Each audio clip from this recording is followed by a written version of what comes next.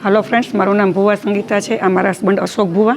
अमे बंने लोग छेल्ला 12 वर्षथी हेल्थ एंड वेलनेस इंडस्ट्रीज में काम करीए छीए अने लोकोने healthy राखवा, happy राखवा, without medicine life केवी रीते जीववी, दवा वगरनी जिंदगी जीववी केवी रीते एनुं अमे सोल्यूशन आपीए छीए।